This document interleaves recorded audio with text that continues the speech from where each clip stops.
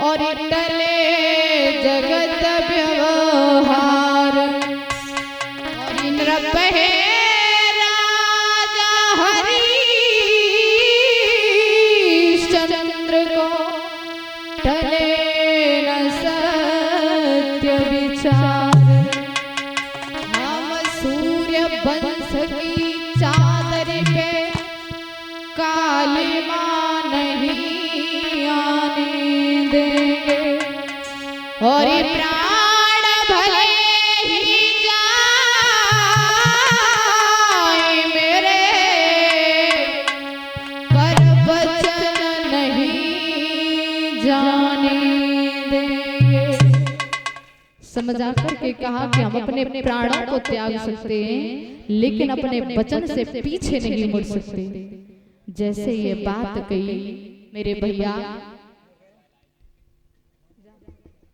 जैसे ये बात कही है तो रानी तारा के पास में पहुंचे महाराज हरिश्चंद्र।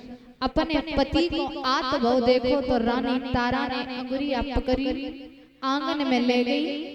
समझ आए कि बोली महाराज आप जब पहले आया करते थे तो तुम्हारा चेहरा एक पुष्प की तरह खिला हुआ नजर आता था और आज तुम्हारा चेहरा मुरझाया क्यों है।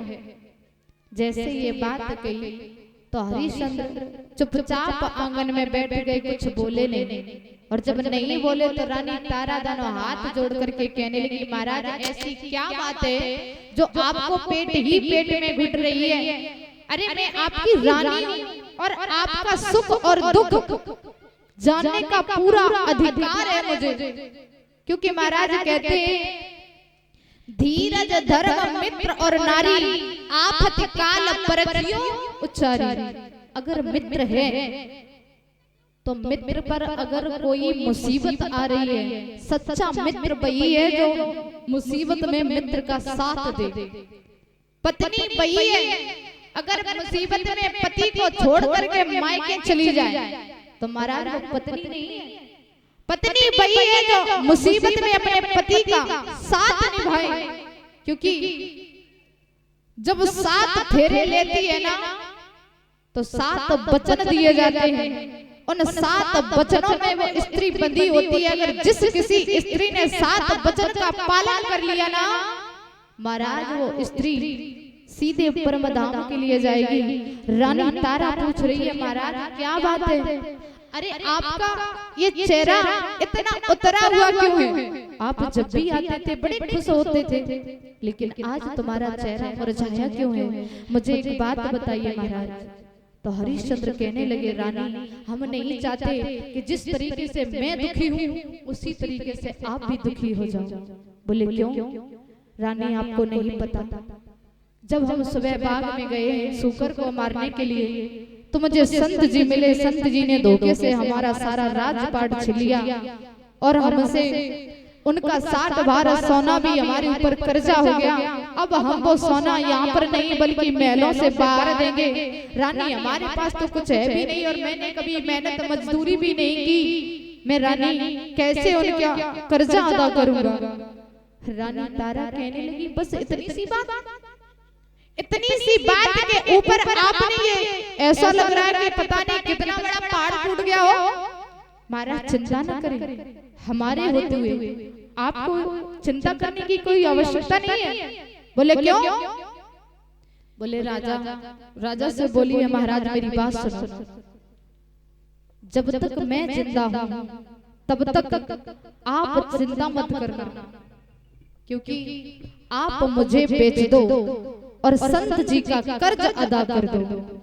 जैसे ही राजा रानी बात कर रहे थे तब तक महाराज बेटा रोहितास आ गया और रोहितास ने कहा पिताजी मैंने सुना है कि हमारा राजपाट छीन लिया और संत जी का 60 भार सोना भी बाकी है। बोले हाँ बेटा। तो समझ आ गया कि बेटा कहने लगा पिताजी चिंता मत करना।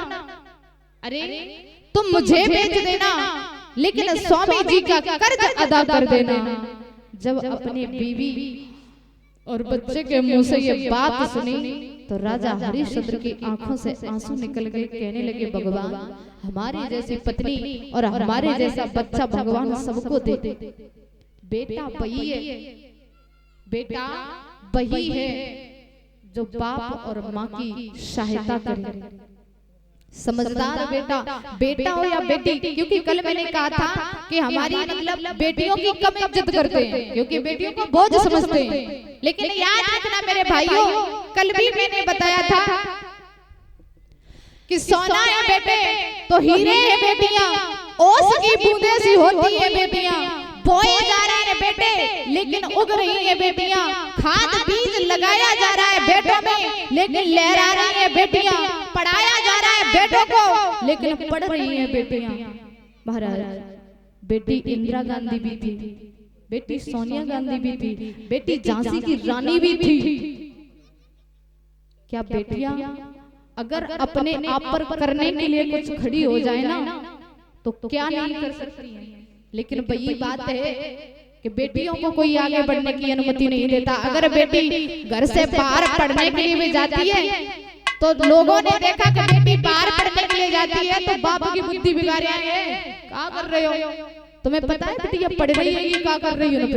चुपचाप घरे बुलाए लोग ब्याह, मतलब खुद की सोच गंदी और दूसरी की सोच पर मिट्टी डाल रहे हैं। याद रखना, बेटी को पढ़ने की अनुमति दे, ना कि उसे घर में बैठाओ। बेटा रोहितास ने जब ये देखा कि हमारे पिता के ऊपर कष्ट है तो कह रहे हैं कि पिताश्री आप मुझे बेच दो लेकिन स्वामी जी का कर्ज अदा कर दो।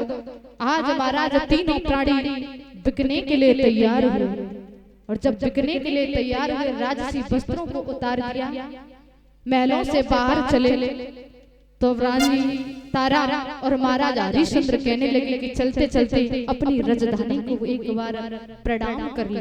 तीनों राजा रानी प्रणाम कर रहे हैं कि